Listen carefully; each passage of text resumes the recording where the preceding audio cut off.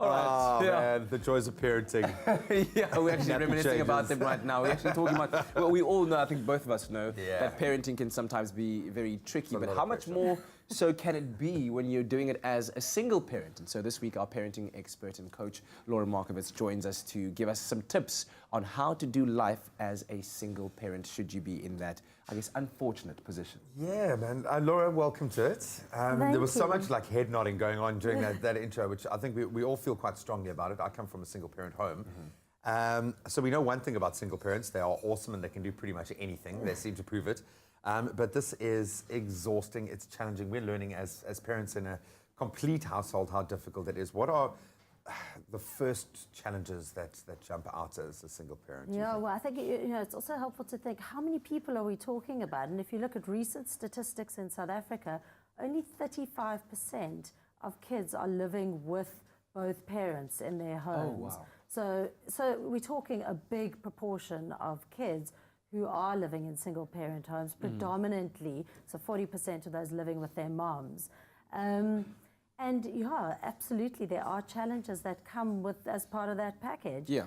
And I think, you alluded to some of them already. It can be exhausting, and depending on the circumstances and how you found yourself in that position, sometimes it's a choice, but often it isn't a choice. It's loaded, yeah. Exactly. And then you've got to navigate the challenges that come with that, which is often financial burdens that you are having to shoulder, having to make big, far-reaching decisions on your own without having a buffer, someone to help you manage those sorts of things. And then really having very little time for yourself beyond sort of parenting and the other challenges that life has. And then also to say, which is something we mentioned before we went on air, is that, it can have advantages as well. So you're not having to navigate different parenting styles or indecision between two parents. Yeah, lack of consistency, yeah. Exactly. And then also that, a negative presence can be so much more detrimental for kids than no presence at all. Yeah. So, sometimes it can work to children's advantage. Yeah, we'll come to the navigation of all of these challenges a little bit later on. I want to focus a little bit on the fact that, sometimes you do find situations where the single parent is a father. And so would you say it's equally challenging to be a single father as it is being a single mother? Yeah, I think, you're dealing with the same challenges.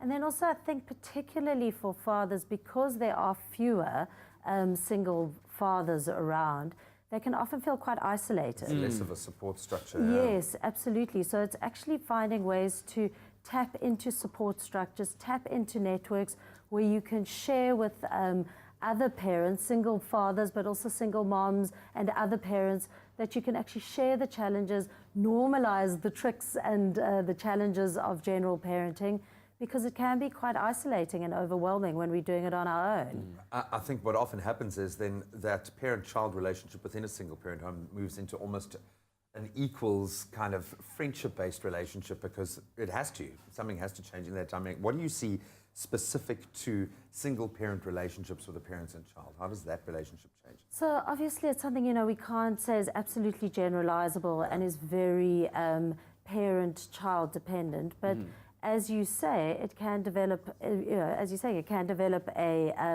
friendship style. It can be a very warm, loving, connected family setup.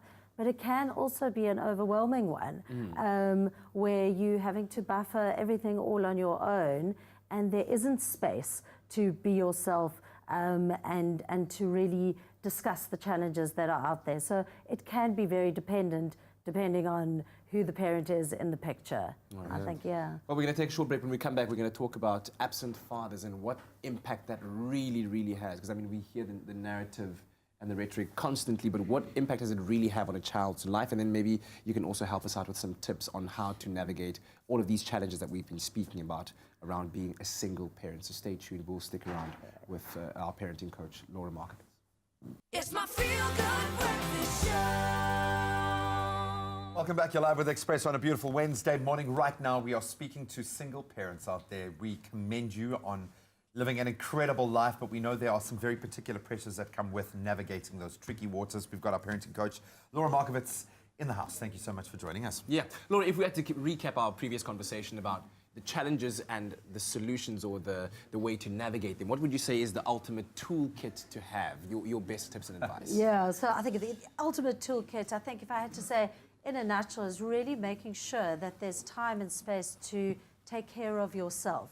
Because, you know, I mean, it's the kind of old saying of that you've got to put the oxygen mask on yourself first before you can take care of everyone else. Wow. So it really is making sure that you've got time and space and the support structures and tapping into those support structures so that you can find time to take care of yourself, because single parenting can be very overwhelming. So don't try and do it alone and be the hero that can just manage everything, even though you can feel the pressure on you. Yeah, absolutely. I mean, it's easier said than done. Maybe you can give a practical step. I'm constantly thinking about my own mother, who kind of goes into that. She even does it now as a pattern where she just goes into survival mode, where she just does what she has to do.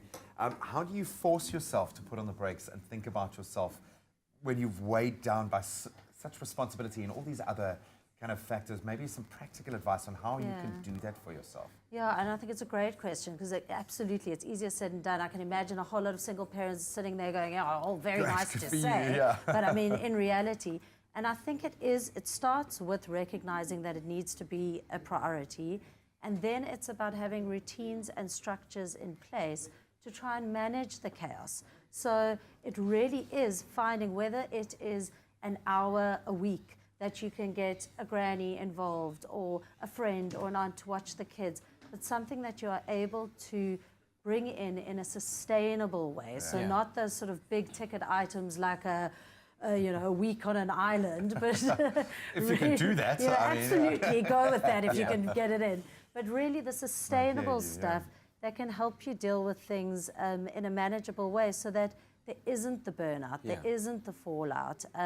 Because that's really what helps define single parenting. You know, yes, it's challenging, but if you are managing it in a way that has structures and routines in place, then of course you can socialize, man. Get out there. You can get out, yeah, absolutely. Earlier on, I alluded to households without fathers and the kind of damage that can be done by not having a father there. And also, if I could double up on the question by asking what conversations single parents should be having with their children, not to necessarily make up that gap, because you can't make it up, but in order for your child to kind of understand the circumstances that you're in. Because when I think back, I don't really remember me and my mom having that conversation about, so your dad isn't here, therefore this and that. I just knew that he wasn't there and why he wasn't there.